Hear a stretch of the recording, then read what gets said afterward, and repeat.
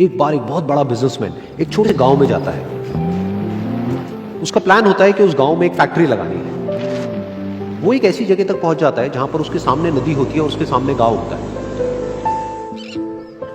अब उसके पास में दो ऑप्शंस होते हैं। एक कि वो सड़क के रास्ते से घूम करके उस गांव तक पहुंचे, जिसमें करीब करीब 8 घंटे लगेंगे, क्योंकि डायरेक्ट कोई रास्ता नहीं है वहां तक पहुंचने का।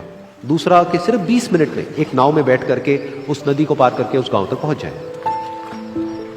तो अपना टाइम बचाने के लिए उसने उस नाव में बैठने का डिसीजन लिया। वो नाव बहुत ही छोटी सी थी, जिसमें एक तरफ एक आदमी बैठा था जो कि नाव चला रहा था और दूसरी तरफ ये बिजनेसमैन बैठा हुआ था। तो नाव में बैठने की थोड़ी देर बाद उस बिजनेसमैन ने उस नाव वाले से पूछा, तुझे पता है तेरी नाव में कौन बैठा है? तो नाव वाले ने बड़े ही भोलेपन से कहा हाथ जोड़ करके, नहीं साहब मुझे नहीं पता आप कौन है। तो बिजनेसमैन बोला, अरे तू अखबार नहीं पढ़ता है क्या? हर दूसरे दिन मेरी फोटो आती है अखबार में।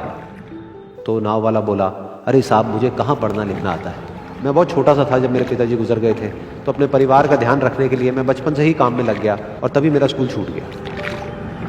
ये सुन करके उस बिजनेसमैन ने उसका मजाक उड़ाते हुए उसको कहा, तुझे पढ़ना लिखना तक नहीं आता है, ऐसी जिंदगी का क्या फायदा? ये सुन करके उस नाव वाले को बुरा तो लगा, लेकिन उसने कुछ नहीं कहा।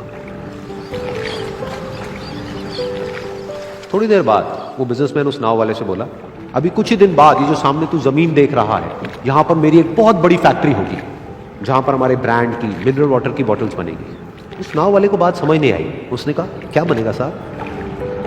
तो बिजनेसमैन थोड़ा सा इरिटेट होकर के बोला कि हमारे यहाँ पर पानी की बोतलें बनेंगी जो तेरे गांव में नहीं बिकेगी लेकिन शहरों में बहुत बिकती है। अरे कभी तू शहर गया होगा तो तूने देखी होगी पानी की बोतलें रखी होती है दुकानों पर। फिर वो नाव वाला बोला, अरे साहब मुझे कैसे पता होगा, मैं तो कभी इस गाँव से बाहर गया ही नहीं। फिर वो बिजनेसमैन उसके ऊपर हंसते हुए बोला, तू कभी इस गांव से बाहर तक नहीं गया, तुझे पता ही नहीं कि शहर क्या होता है? अरे ऐसी जिंदगी का क्या फायदा? उसकी ये बात सुन करके उस नाव वाले को सच में लगने लगा कि मेरी जिंदगी शायद किसी काम की नहीं है।